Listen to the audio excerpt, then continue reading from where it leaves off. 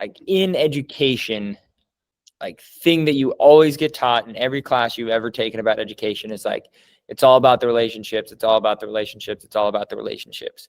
But nowhere in that is there any like roadmap outside of just like, we expect you as a teacher to be inherently good at developing these relationships. And I think what you guys offer is a clear, intentional practice that helps you to develop a mindset that relationships inherently flow from. You're an adult and they're children, like there's a huge like gap to bridge there. And I think that GBL is like, oh, this is a bridge to build to do that for. And I think it would be helpful for someone who's inherently like, how do I make friends with kids without that being just like pretending I'm one of them? You know, like it's very much so like a authentic, exploratory way of proceeding that then builds relationships. And then the students that are a product of that are like, wow, I have a really strong relationship with this teacher. We've been curious together. We've gone on this journey. I've felt heard by them. I've felt checked in with by them. You know, I can tell that they're settled and I know what's bothering them when things are bothering, like that there's open, clear communication there. And that's what the relationship is. This background, this training helps to like take an integrated approach to building relationships with your students that is like rooted in shared mission and values.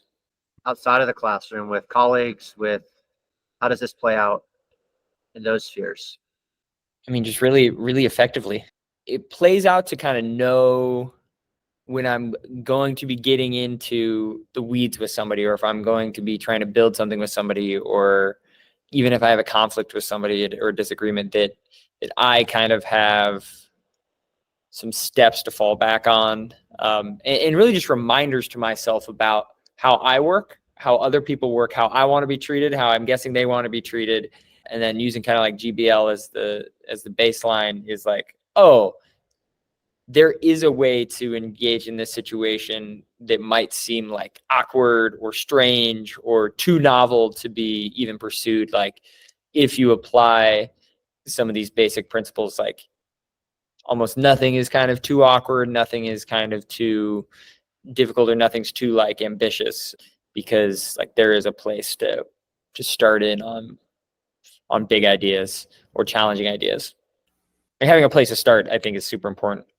If you were to pass a message along to another teacher, what's something you wish they would know? I mean, I think what's rad about what you guys do, which is also super rare in like education circles, is that like the process of this program has certainly been of the program itself. It's like I experienced a gratitude-based learning environment to get to reflect upon how to implement a gratitude-based learning environment myself.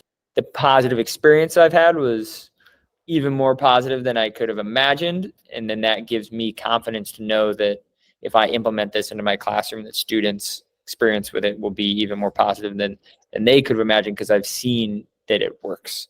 Like evidence piece number one is the program itself.